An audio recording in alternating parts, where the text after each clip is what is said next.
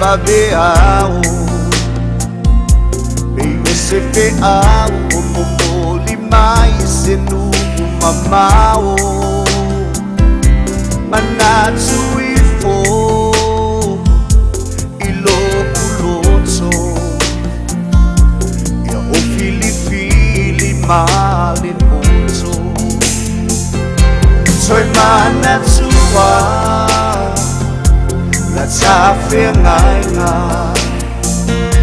Na o io e ya oe e muta onolo walofa E pele oe ilo ufatu Ulo mana o te nofo maa O lau Yesu ea Na e fina umai ai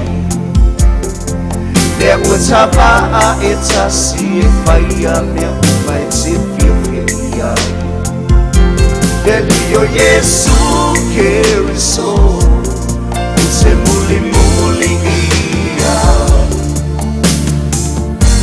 O ia lavo lo umasai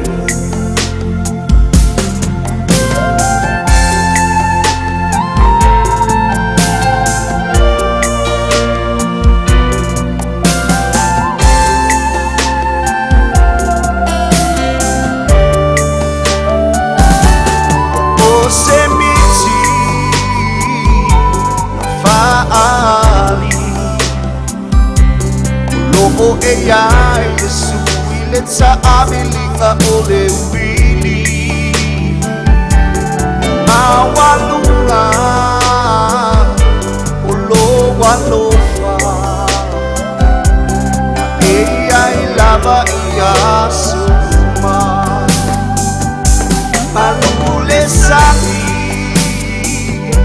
Watso alea Manino punaba I uatilo fia le alititai Wa e tauia O le nasai E o langa saso o na penumia O lau Yesu lea Na irina umai ai 𝗟𝗶𝗳𝗲𝗲 e tasi e whaia mea umai te whiawhi ai Delio Yesu Keriso O te muli muli ia O ia lava lo umasai O lau Yesu lea Na e fina umai ai Ya tu lava ya te avere di fare tanga I nei tai au fou Ma le alo ma le anganga pa ia Le atua o Abrahamo, le atua o Isaako, le atua oe o Iakopo Fa manulo suafa wa wana o oe Hallelujah e vi ia Mai le tasi tulu inga e pau mai le tasi tulu inga I le oso o le lama rona ngoto ifo Hallelujah, mai le atu pulanga e o atu I le atu pulanga o le papa oe Ma le olo Mātou te malu ai mea umalamo whitao le ora nei Ia fo I atu lava whātu mawina I ate oe ta malo lava vi inga nei o le whaavavau Whaaftai te le lau mātou maua nei tae au fau Tae au whaapopo le soi fuamara mātou wola Mātou whaaftai I le malos fau Le ola fau o au whaamaro longa fau Whaaftai ta mā, whaaftai tele I au wawenga whaafowina I lea taimi ma lea taimi Mātou ia I lunga le pokalame whaasoa lau whanau Whai fuara mātou whaasoa pia whai au noa ma oe Ma lau le mana o le anganga pa ia whio mai Ta I mātou I mea uma Whaahu umai I le ia mai o mātou tumua I o I le lofi o mātou mai Hallelujah, ia whai ai le ele au nanga ma le whaamaularo tele. Ma le sloto o salamo o na o Yesu. Amene, ma amene, ma amene. Ia, whaftai atu tato ainga le tai au whatalo whatu. Whatalo whai te oe mai no whale mano maota mano lawa po lunga lau ta vale. Pea lava se mea e papa awa ili nei tai au fau ia whatalo whai le. Suafa manu malo. Mara sisili eso lo tato wali o Yesu Keriso. Mai eile tusi pe ngā ruenga la o apostolo ele aisesi suafa ile langi male lalo langi o foi me ele ola o suafa e tasi o Yesu Keriso lo tato wali ima lo tato faola suafa fo ile e tau aveina le tato faso toto lima le afi ile nei tae au ilo umaota ma lo ulawa faale anganga te ilo oie fia ia te oi te ilo foi ini staimi au fitai tato ele au pongi safa malo mai ona malanga le maliu mo le oti haleluya ai faftai ile atua wa umona ia fatatia ela ia Yesu Keriso fa ma faranga mo le upo fa mai senga e fa mai se ai so tangata ia haleluya tuli matai haleluya ole oti ole ala ole la longi uma ia ile anga le leo le atua ilungo ai ngole kalesia buena new life Haleluya, angale ya tu le tu tato wala bala fo ia. Angale atu le tu ina yo to ainga elo pou jono tato galesia ona yo to ainga. Ba farfana tu le tu ina ainga i. Ya pepe sala fai. Ngata fo ile Matiu ma Yohane, Matiu Masina. Ya ai na fo ile o hana ma ainga to ai. Se ya o so i bi ia le li angale ya tu le tu mo to. Tato ma farfana ile tato yo alo le li ina ia fatu mawina le oli ma le fia haleluya ia faile oti ma mea fia o ta pena yo haleluya le ngolo oti o manuia lea alo ola o ia Keriso lea fa ia pa ia tu le tua i mea umalava vi ia le li tato el faso ina le upole tua fa talo fa i pena se failangi ile atafa ma le itu le kelope Nata fo ile ole au fafonga ile taimi male taimi. Ia fatalo fo ima o folo fato tautua nei alatu. Haleluya il tato. E tato studio ia portato fal TV tono haleluya mangele praise God. Lima suma leono tai road. Haleluya. Ia ile angale leo le tol suma le fatono le global kingdom TV. Haleluya faina awina tu tato proclaim nei ta au maleta au ia o ia tono ni usila di ia leli fa te telefon sungal fa tono nei proclaim ia ona o avanoa mata ngofi ia o fain na fa tanga ba ia le nganga o leli ia haleluya mo wa nei sota inga ma farfana ia sanga vi ia suafo leli ilo tato tama ia le tua famuriato le tua ine Fafonga anga le tai au vi ia leli. Ia tato wole fasol le tai au. Tutu lima le afi. Ngar venga le nganga pa ia. Haleluya. Haleluya te mau mai lesi faso atu lesi. Tu atu ile manuia wa mai le atua. Ia il le tai au mai tusia. Haleluya Nehemia mta upe fa. Auron foi upe fa, mas foi upe ono. Lo matou tamai, lo matou watuai, ia e whafonga mai, a waolo inosia i matou, ma ia e whafo iatu lo latou whaluma mai, i lunga o latou ulu, ia tu wina atu i latou i 𝗓𝗶𝗳𝗲, i le nuu na tawhea iai. Hallelujah, praise God. Wa matou watia le pā, wa F쏘ᴜᴜᴇsɪ fo i le pā, le pa uma e o ilona vai luanga le mu au wasa loto lava le nuku i le ngā luenga. Praise God. E fa upo le tai tatalo mo mias tai tatalo tala ia Nehemia au ia Nehemia o tau tu waina luas furu tau sanga i tono Persia il mota o tupu o Persia Mawe Nehemia tala. Praise God. Sili ai Nehemia toi tau toa maisi o tatou nuku i Yerusalema. I ele sauritari. ele atonu ele ise manato ne mio tali le tau tai ai maia mai wa mule ai wa olo paraina mea uma o iai wa matua ma fatia lava me o iai Yerusalema mai no tala ne mia o nis taimi na o fa no ai fa mua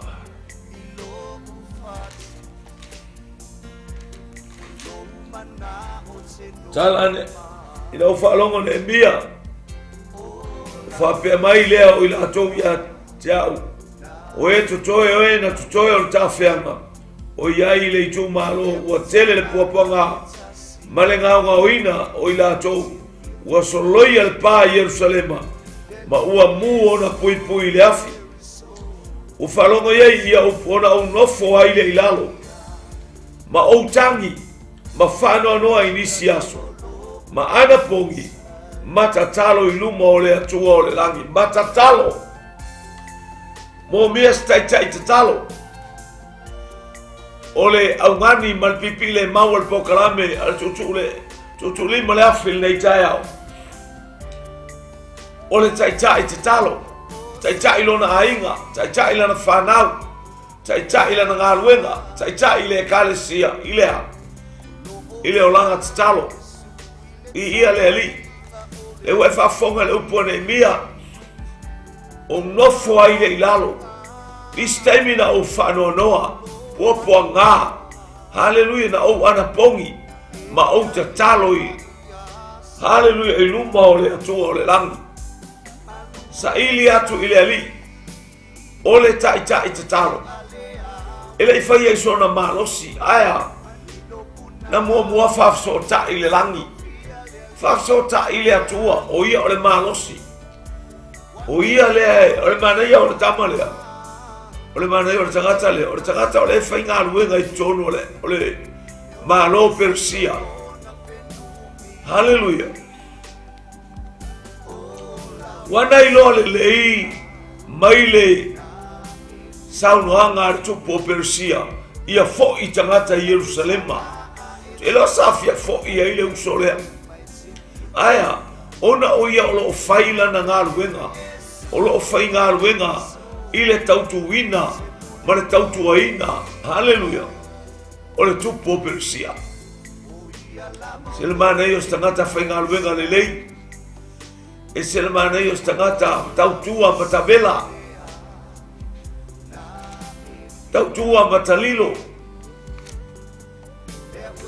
tautua upu tautua toto nofo tua bai tele taimi ole nei tausanga wa amai ia upu ia fa ia mo tala no atu ai tautua ar tangata ele ngata ilo le fasil silinga o lona ilo le leisa ili le atua e ala le tatalo uno e tatalo i le aso ma le aso mai onisi aso na o tatalo ai i le atua o le langi ma le lalo langi ina ia lo fangia le whamoemoe le as whamoemoe o ia te oe le ani pokalame o e whatatia haleluia mo le whaiunga nei vai aso ai ani fuafuanga mo le ngaluenga o e ai fuafuanga o lou ainga la foa i luma o le atua whafsota i le atua e ala ia Yesu Keriso lo tātou wali ma lo tātou whaola.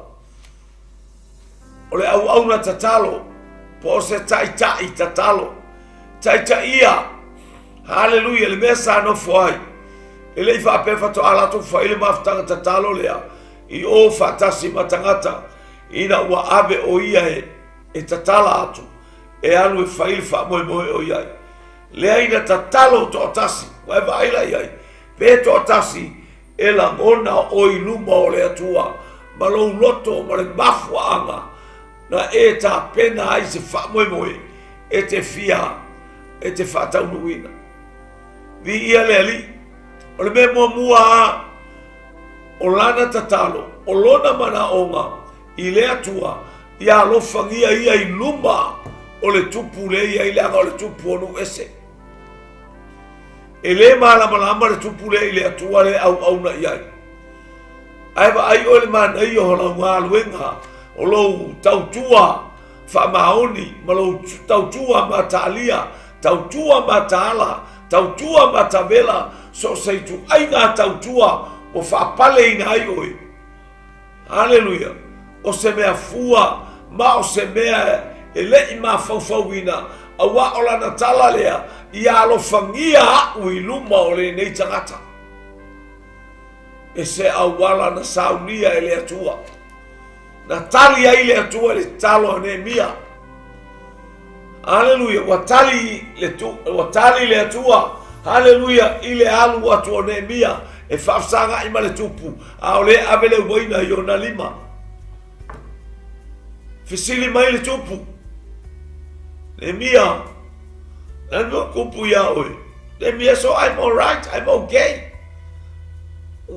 what's wrong mai le tupu ala me wa e fa no ai ele ai o lo que era que okay e te fiu ata afa yo yese me ma fati ai oi life etau hallelujah lai lo mai lista ata ai le anga na tatalo ne mia ile atua wa fai loa fo ile atua ile tumpulea ia tolo na loto manga le lei ilana au na tatalo ilana au na sa ili atu yate ia Mose manuia o Jerusalem ma Israel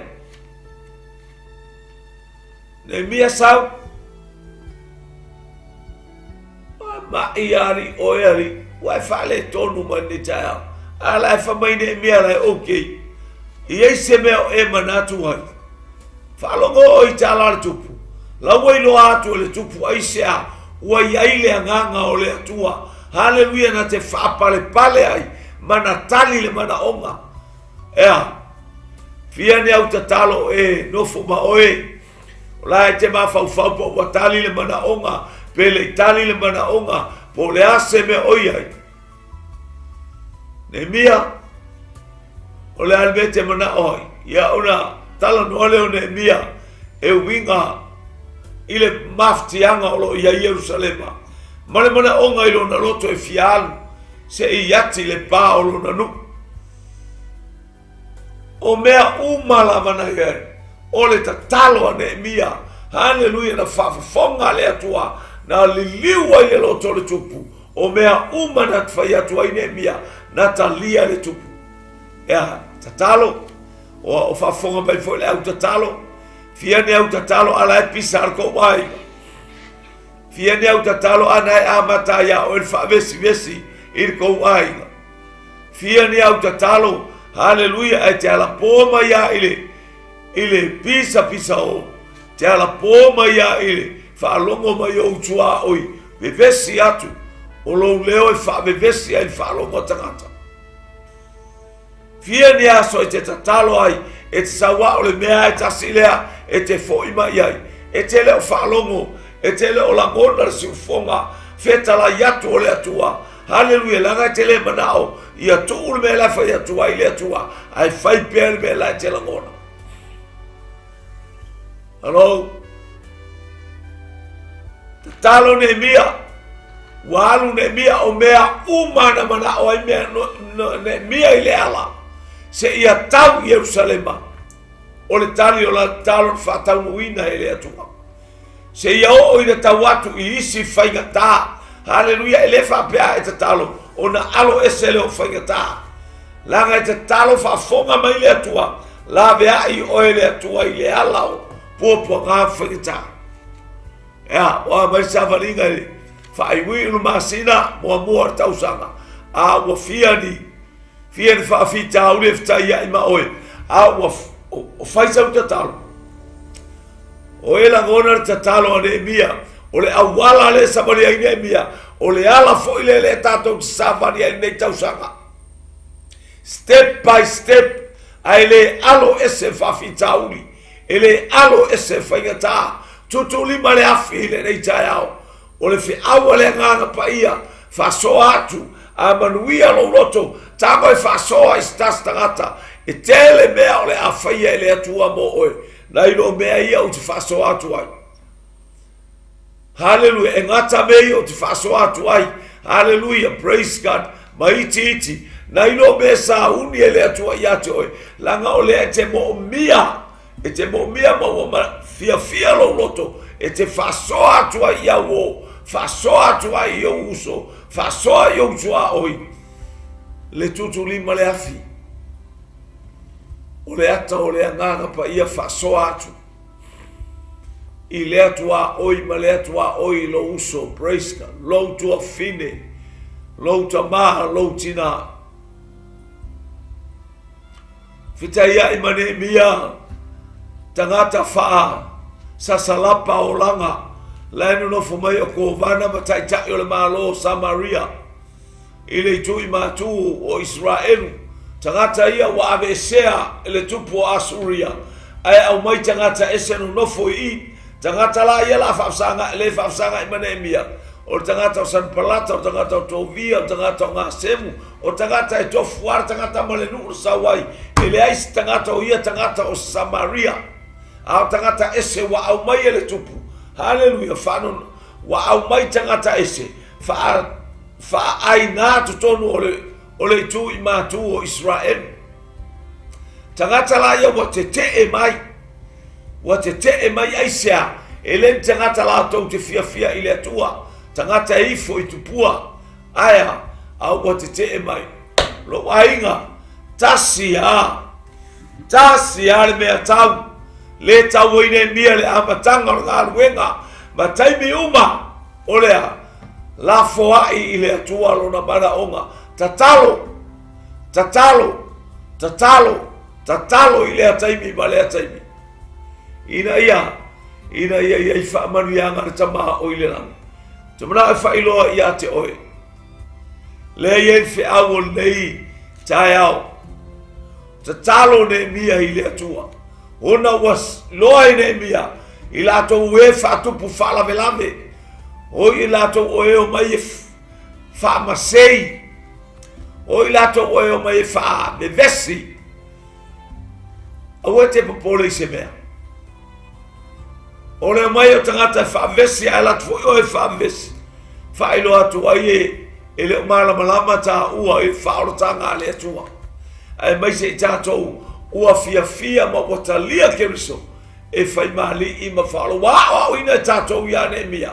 Ea tu uatu mea uma i le atua. O mai tangata nei wha mai latou tala. O a me whai e ngei kangaka. E ngei kangaka i kukongo yuka. O la kou mea ma la kou pāla e solo. E sawa se alo peso kuai e so solo i lalo. Whalongo i tala. E sawa se alo pe kuai e solo i lalo. Tala le manino, tala le iloa, tala le anga. Tala tau wha le anga. Hallelujah, tala tau mo fai ia fasioti ai le loto tangata. Aena le ngalueina se mea le lei. Tala e ave ese ai ma faufaunga le lei o tangata aya. Ai oso mai le fianga lue. Ai me fa pena tutupu. Ai sea le anga oio tangata sa ili le atua. E a mai fo i le atua. Le tofu ai tofu ai oi. Tofu ai au. Pena e sau e fai ngaruenga. Tatalo e le au noa. Tala le Apollo i a Tesalonia. Iau tou tatalo e le au noa. Wati le pā. Tala tuspa ia. Na matou whaia le ngā luenga. Aia. Wa o ina whaso o ina le pā. Le anga sa loto le nuu le ngā luenga. So tangata tatalo a. Tangata ieilo na loto i le ngā luenga lai halu e whai. So se ngā luenga u whatonu iai oe. So tangata tatalo. O le tangata tatalo mailo na loto. Masa ili le atua. Ina ia iai le manuia o le atua i lunga o mea na te whaia. Ma ia maua lunga le vi inga o le atua i mea uma tātou te whaia. Ea, o a mai lau karo. O a mai le tau alo a inga. Po tai tai tatalo, po tai tai lo malosi. Po tai tai ai lo leo. I lo leo whapala lu. Vi ia le li. O whitai ai hana. ma le fafine ma le fine finau ma ia hana tantalie malanga whangau ma ai ma walalo look down. Hallelujah. Aya na le tangi Yohana na le tangi Yohana whalonga le fafine o le tele o lona taimi alu al farsa ar tele o le taimi o le isi fine lea na ar fai upu ai le isi talo. Hallelujah. Na ar fai tala sa uni le taimi e fai ai mea ai wai ala na aru i o le mea oe ai matatalo ai na ar fatantali ai ahana e iai le mafatianga e iai le mana onga. Hallelujah. O lona mana onga e tasi tangata. Hallelujah tali o le atua. Ea sau whaalonga le taro hana. Fai metus pa ia o le pule le atua na le whanau ai hana. Ia vai. A fai o le pule le atua na sa ili mai le atua. Po le ali tu ai ngā whawhine e iai hana pese fine e talo a musu. Talo a fai upu. Talo a fai tala. Talo a F쏘ᴜᴜᴍ. Aya. Fai metus pa ia o le pule mai le atua. Na le whanau ai hana. Ea. Sa ili a hana i le atua. Le atua. Alofa mai. Se tamai te au mai i a te au. O te toi fo i atu e watu i a te oi. E tau tua i a te oi lona o langa. Ma whaia se mea i te whina ngalo i ai. Isi mea lea tātou e whaile tala e au mai lau tama. Isi a inga na wha o mai e le whana nau tonu o le lotu. Ai o mai wha manuia i ai le atua. Ai vai akua esele mea koe pala lua kui ai. Ai vai atu o le atua e o mai le lotu. Na moli mau i whai wa venga o le atua. Ai va. I ai lo se mea masei vai atu o le ai whele talo. A whelo usau te sa ili le atua. Te iloa hana. Na ana wala au au hana. I le mawhaila na tala le i le atua. A whaia te au mai se tama i a te au. O te toi whafo i atu i a te oe. Hallelujah. E tau tua i lo whina ngalo. Whanau hana. Tupur tama. Ta pena e hana mea uma o na lava lava. Ma mea te tau mo ia le malu malu. Alu loa hana e ave le tama ia eli. Ea. Fia ni au tau tonga u fai. Fia ni au fola folanga u fai le atua. Vakulo wakaria ke vai akulo bofuen fai fi au pe ke vai ko sau fia ai pe ke vai ko sau ole ase me bo tupu ai e busulo e toe am a ohana ole tina o se tai tatalo mata mo fie lona o langa i totonu o se ainga a wa ole ainga o elekana ole ainga. Hallelujah. Fai tau langa i le atua e mo mia se tina tatalo. Ia tu foi se tu tato vai le tu lilo fale nganga. Hallelujah. Ole ekalesia na faule tatalo. Male ekalesia ele ai mas tatalo. La oto tele fana wor fine aya ele tatalo. Hallelujah. Ahana le ai ni sleise au lotu le ai se ekale le ai ni tangata le lotu aya na tatalo hana ia tupu le ekalesia ale na tupu. Whanau maila na tama o lana tama le na whai mawhatai tai. Na whai mawhamasino. Na whai matai tai o Israelu. Hallelujah. Na whai maosi tau langa sili. O lana tama le na ia whau ua tupu e to alua o Israelu le afuanga o Israelu. Whau ia sauro mo whau ta mita le tupu na fili mai e le atua. Mai fea. Tina tatalo ma le tai tatalo au na tatalo. Ni ia leli. Watu we Yakopo le whanau i le tasi tu o le alia o Yapoka. Fatasi matina i toa wha. Aya. Ua alu se i whai se tatalo. Se i sa ini i le atua o le whatoa ama vai atu la pana. A leo whalongon talinga i tangata wha olona. O ana au auna whamai e. O toi fo'i mai ta'u mai ia lapan a ia Iakopo. Sole, o lale sau ia Esau lo uso. Matangata e fase lau oka se au kauleo mai. Ea, tele mea Iakopo tele ana au auna. Ele fa moe Iakopo le tele o mea, ele fa moe ile ia na au auna malosi aya. Na fa moe Iakopo ile atua. Haleluya, o ia ole atua e tatalo iai. Mavala au ia tusa mana upu ia te ia malela tautonga. Na te toi fa foi ia. Ile mea na moe ai mama ai angelu. Mai po au talo Iakopo ai sea fainga ta. Ele fainga o fier sau o Esau. O le oti. Le mea la sau ai Esau.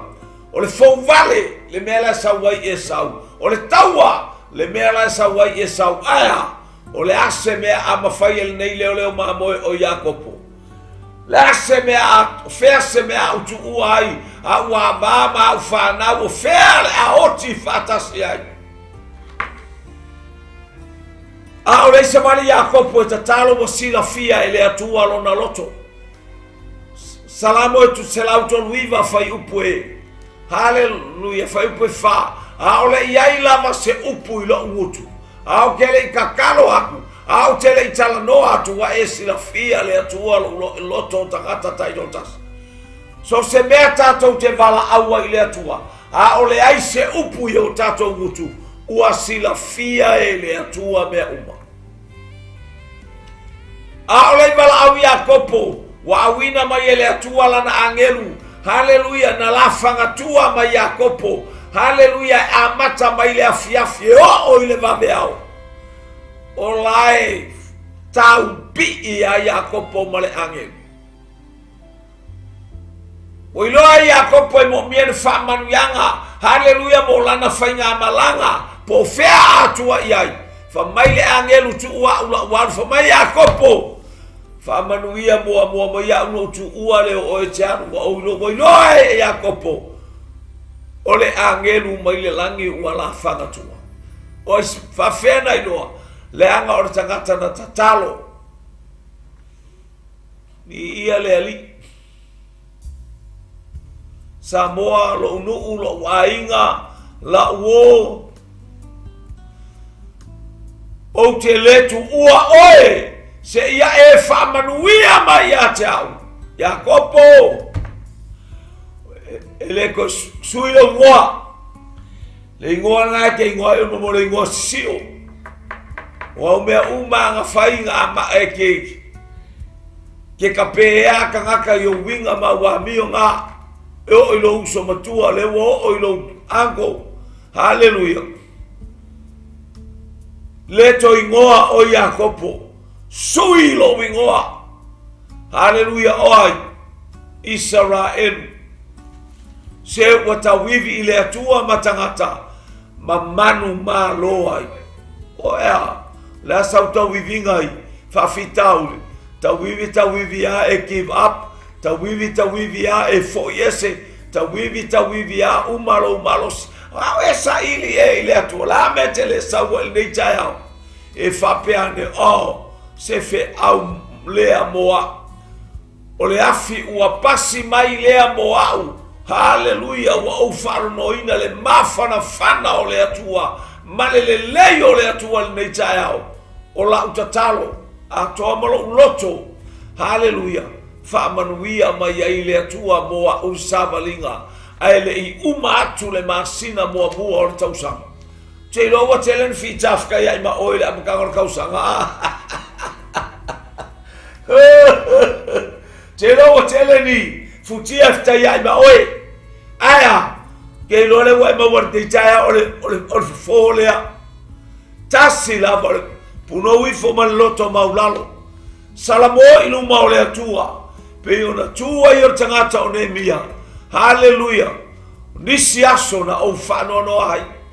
O nisi aso. Haleluya na o ana pongi ai.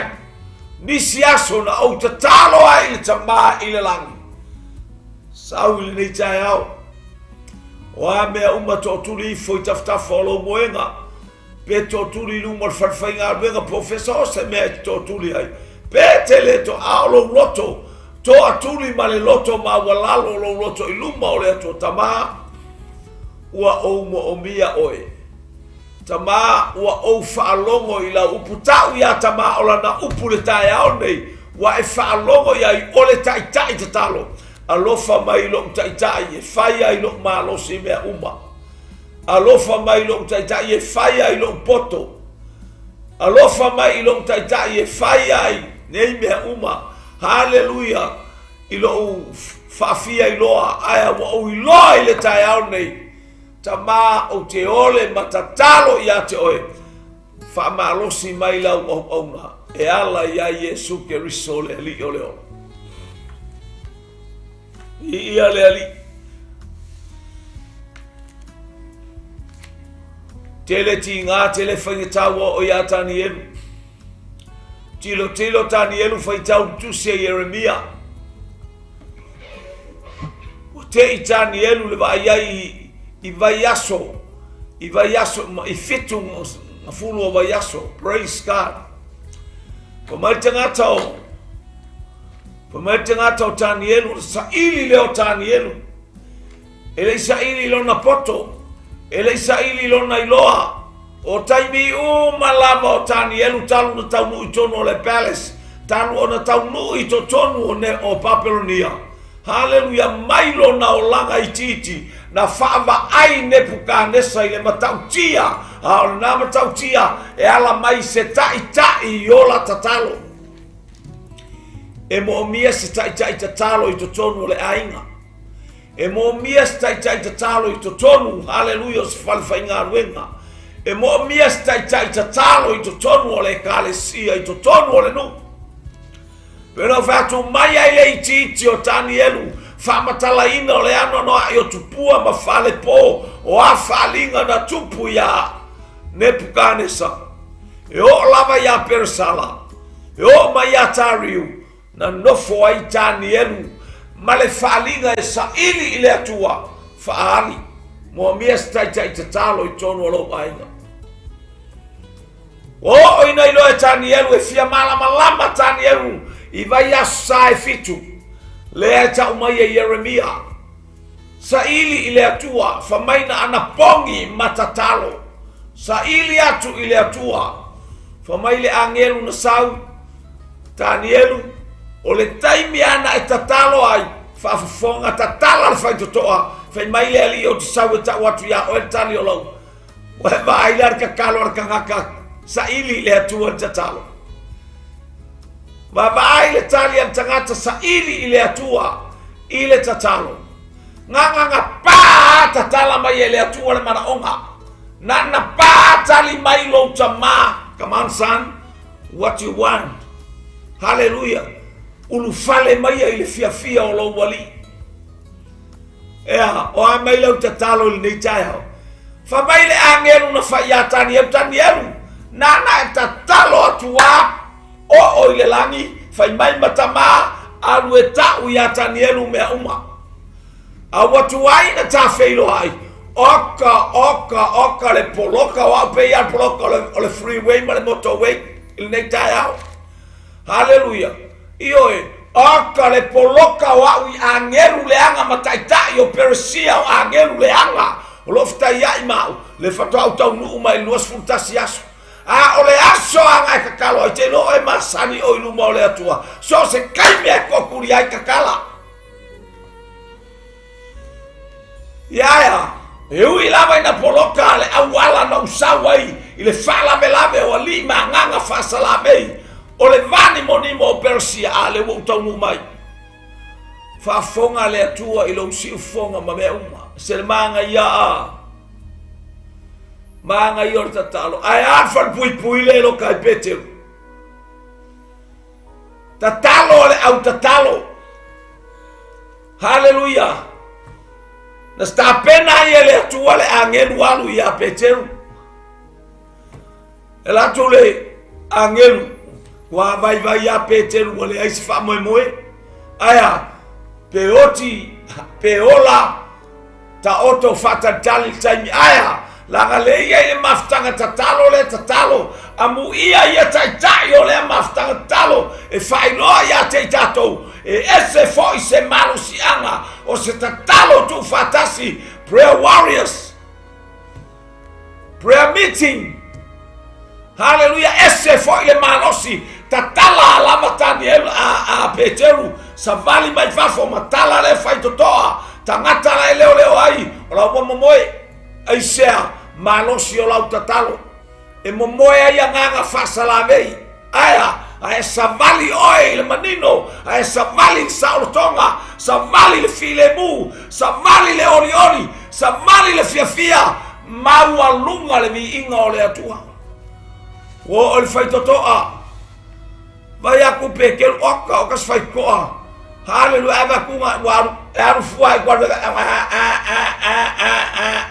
le aru fai koa ai koa. Ioi. Mai fea. Lota talo le fapotonga. O lota talo le auto talo. Ea. Mo oe ina ia faola ina oe vi ia leli. Ia le waru tani Peteru. Lo wainga. Na manu malo ina le fale pui matatala le fale pui. E uina iei tinga. E uina iei whainga tau le apostolo. E na vele tatalo fata wanau. Ale au tatalo. Hallelujah. Ile ainga o Yohane Mareko. Male tinao Yohane Mareko. Ma ilato umba sa poto ai. Sa tatalo ma fata wanau ile atua. Awala na awauna. Mo miesta tai tatalo ile ainga. Mo miesta tai tatalo I tutono se kalesia. Mo miesta tai tatalo I tutono se ngaluenga. O mea uma tatou te iloa whainga tāma fita. Ai mo mea oe le tangata tatalo. I lunga keta se mane. Ole ele na afu toto a Yesu. Praise God. Totuli matatalo. Peteru. E a totele matala e ma useitu poetas. A melona au so. E ui lava ina vai le au so. E ui na le ngale au so. Practice makes perfect. Fai oe ma faa oa. O le mea lea. O le ala fua. O le ala atu. O mea uma o le malo le atua. Fataitai e Yesu amu ia oe se taitai. E te fataitai ia le winga o le tatalo I tonu o le ainga. Te fataitai ia le tatalo I to tonu o lau whanau. E te exercisinga le tatalo I to tonu o le kalesia. Manu malo o le kalesia. Peteru. Hallelujah. Toutele la baba useitu poetas. Ui lea walata mai le na te whalata I atea. I ia le li. Tatalo Yesu tama. A whai au te whai ave ese le ne ipu I atea. La le ipu. Ti ngā ma whainga tau le oti. Na fefe fo Yesu ia le oti langa sai le tino Yesu. So se mea kau ke ia le kingo. Kau ke fefe. A e tātou te o ofu loi le ofu o le nganga pa ia. Waia o ese fa malo si au mai le lang. Waia te o ese fa ofuina. Hallelujah. Ile manino ma le matang o fie. Ma le lale le o le atua e te la eia. Praise God. Hallelujah. Ma Yesu ilo na uso ono nofo ile afea upito arunga Yerusalema matatalo. Au atou te o ese ma le mea nei. Tatalo. Se iau tau maua wha manu yanga. Le ainga o le atua ili nei tai au. Whalonglongo mai wha fonga. Vi ia le li. Praise God. Mea uma tātou te saunia, tātou te sa ili atua, ili te talo malana fionga pa ia. Tau Yesu ili la awara tangata te talo. O ai tangata e whasata roina oe. O ai tangata lātou te tui oe. E manu malore te talo Yesu. Mai a whamangalo atu. Te talo mai lunga o whaingata. Te talo mai lunga o le la au whalama. Te talo mai lunga o le sātauro. Ina ia whataitai atu oe. O atinga. ia e tu ina atu i latou o e fai oe ma o latou fili i luma o le atua whaamangalo atu a pea na tala no Yesu whaamangalo atu o lea mo oe o lea mo au mawalunga se vi inga o le atua e ala ia Yesu Keriso Lolo mai no langi le nei tai au. Ufi o tangata whamanuia lau whanau. Ia ilo oa malo tamau ainga. I lunga o ilatou o mawal nei pokalame nei tai au. Tutu lima le afi o se fe au na e tu ina mai. Ina ia matou ngaru lue me whamalosi ai. Ia I uatu loto lau whanau whatuatua. Ia te oe malevi inga e whaamabau. Anga lei whamanuia 𝗓𝗨 TV, anga lei whamanuia mai au nanga I tonu. Hallelujah, 𝗓𝗨 TV, al Global Kingdom TV, al whakia fōi leu so au auna. Whatupu lona malosi, whatupu lona malamalama, whatupu le ali ia lona mataala. Au whamanuianga whaleanganga malau whaau unga. Sau mea uma I tonu. Hallelujah, le nei potu 𝗓𝗶𝗲𝗲 ile mana le toto le tamai ma moe o Yesu Keriso. Familia ia te ia male aima. Fo ile vi inga ia te oelo mato te ma le fatau va ia te mato. Ona o Yesu. Amene, amene, amene. E tato pokalame la titi famole fasi silanga iloa a faye. Lea ia tu stato pokalame mo le aso ataeao. Hallelujah te iloa. Hallelujah. Awina mai Wellington. Hallelujah pe a taunu otu mo le file mulfa inga malanga. Ile pokalame le water flows. Hallelujah. Awina tu al tato pokalame lungal TV. Ar tato pokalame mo le aso ataeao te iloa. Ia ole a. Olo failong ofisili a yaise. Se stungna inga. Ia ole a mawala wartato fsota inga mai laloi Wellington.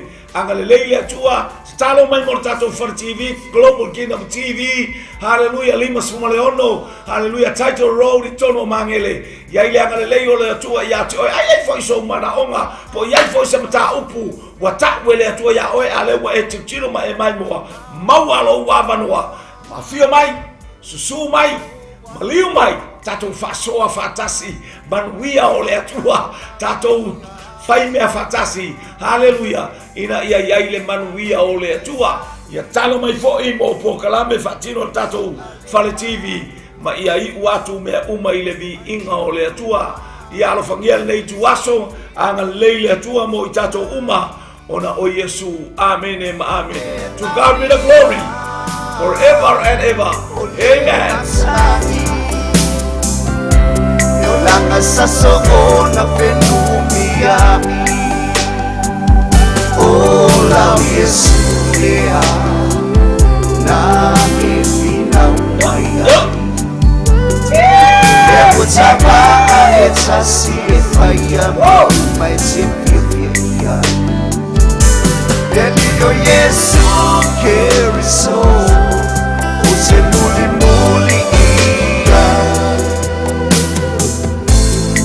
ia lava o lobo masai O lau Yesu lea Na efina umaiai Lea utapa a etasi efaya mea umai tepiria Delio Yesu Keriso Ose muli